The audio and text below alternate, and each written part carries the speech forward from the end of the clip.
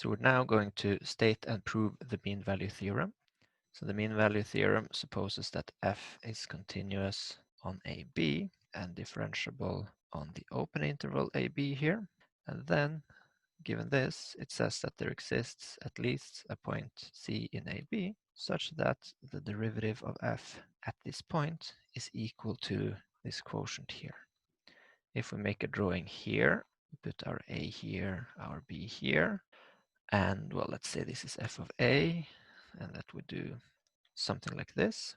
Then this thing here is the slope of the line connecting the starting and ending points of the graph. So the height here is f of B minus f of A, and the length here is B minus A. And the point is that there exists at least one point C, so that the derivative at that point is equal to the slope of this line. Or rather, so that the tangent line here is parallel to this line here. So how to prove this? Well, to prove this, we're going to use Rolle's theorem. So let's state it as well.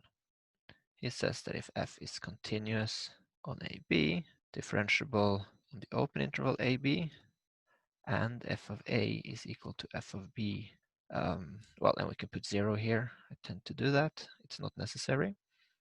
Then there exists a point C in AB such that, well, such that this holds, in fact, with f of B and f of A being 0. But then the thing on top here is 0, so the conclusion would be this. So Rolle's theorem is just a version of the mean value theorem with this condition here. So this is actually a special case of the mean value theorem, and this we have already proven. So now we do proof of the fact that Rolle implies MVT. And since we know that Rolle is true, this proves the mean value theorem. So what do we do? Well, we need to get Rolle's theorem into play, so we need to take this situation here and create this situation. So let f be as in MVT. And to emphasize that we're now going to create a new function that we apply this to, let's give this guy here a different name. So let's even change the color. So let's say that g is continuous there, and g of a minus g of b is 0. Then there exists a point here, so that g prime is equal to 0. And this thing here is an equality sign. So the point now is to take this function f, who is satisfying these two conditions, and then turn him into a function satisfying these three conditions in such a way that when I apply this, this pops out. So that's my goal here. And well, the situation here is basically drawn here. So let's clean this drawing up just a little bit. So is there any way we can be inspired by this to find a function that's 0 at the endpoints here, and then somehow describes the relation between f and this line here? Well, a naive idea would be to take, well, let x be a point here, and then to consider this distance. Now, as I move my x around, I will get various values for this difference here. And we see that as we approach the endpoints, and this height difference here will tend to 0. So what if I define g of x to be f of x minus this straight line here?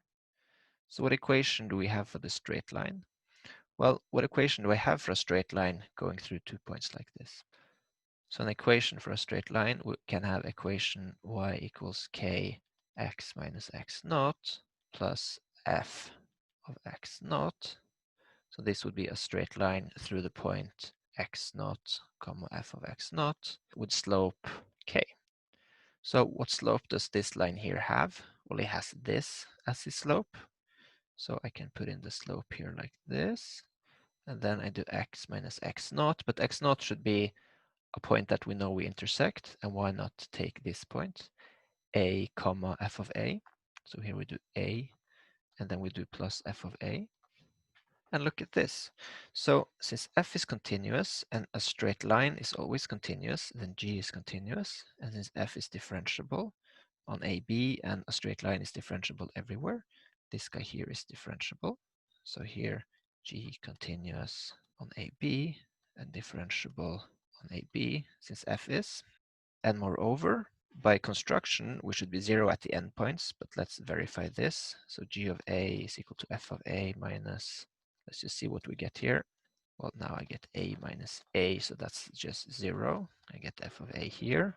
Since this is 0, then all of this dies. And then here I have f of a minus f of a. So all of this is 0. So g of a is 0. What about g of b? Well, I get f of b, and then I get the slope here. And then I get b minus a plus f of a. So remember, this thing here is a always. Now this cancels against this. And here I have a minus f of a, so he cancels against this. And here an f of b, that cancels against him. So this is also 0. So then I have g of a equals g of b equals 0. What does this mean? Well, now Rolle's theorem kicks in, and he says that what?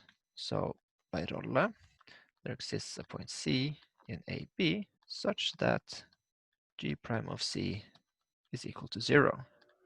But who is g prime of C? So if I put a prime here, that's the same as doing a prime here. And how to differentiate this? Well, this is just a constant. And here, well, this is just a constant too. And the derivative of x minus a is just 1. So if I differentiate, this is just a 1. So all that is left is that g prime of x is equal to f prime x minus this quotient here. So this is then f prime at x, but now I plug in c, minus f of b minus f of a divided by b minus a. And if this difference is 0, well, then f prime c is equal to this thing here. And guess what? I'm done. This is exactly what I needed to prove.